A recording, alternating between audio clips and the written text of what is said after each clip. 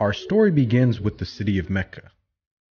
It is said that when Adam and Eve were first expelled from paradise, the two were separated, with Eve having landed near the city of Mecca, and Adam having landed somewhere in the Far East. After many years of searching for one another, Adam finally managed to make his way down through the Arabian Peninsula to Mecca, and it was at the top of Mount Arafat, just outside the city of Mecca, where the two were finally reunited. Mecca is also significant because it is considered the first place on earth that God Almighty was worshipped alone.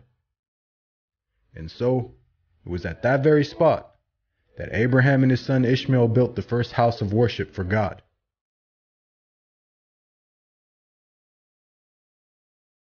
In honor of this, God Almighty had built in the heavens a similar structure for the angels. And it is said that every day, 70,000 angels come to that building to perform their prayers and then leave, intending never to return again.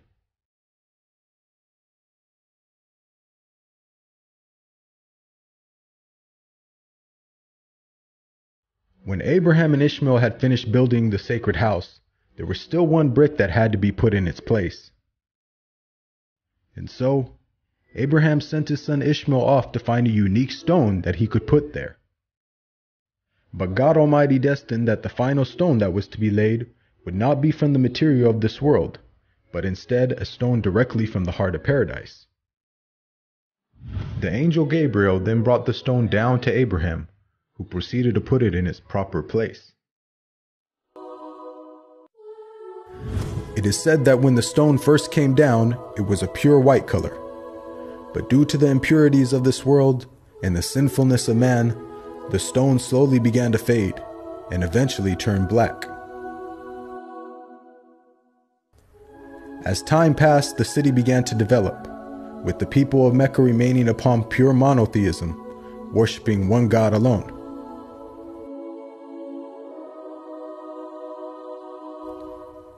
This despite the fact that their neighbors in Egypt, Mesopotamia, and the Levant had been practicing paganism for centuries. But this was all to change when a merchant by the name of Amr ibn Luhay had decided to conduct his business outside of Mecca. Amr then proceeded to journey northwards until he reached the lands of Levant.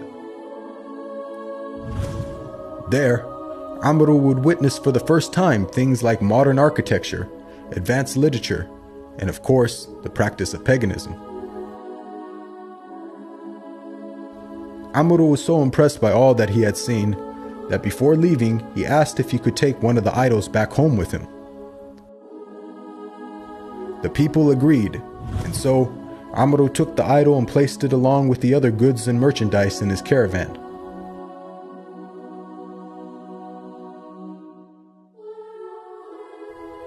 He then set out southwards, back towards the city of Mecca. When Amr arrived back home, he immediately took the idol and placed it right in front of the sacred house.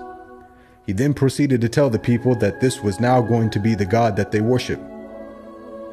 Sadly, this concept faced little, if no resistance. And as time passed, the people began to worship more and more different idols, until it is said by the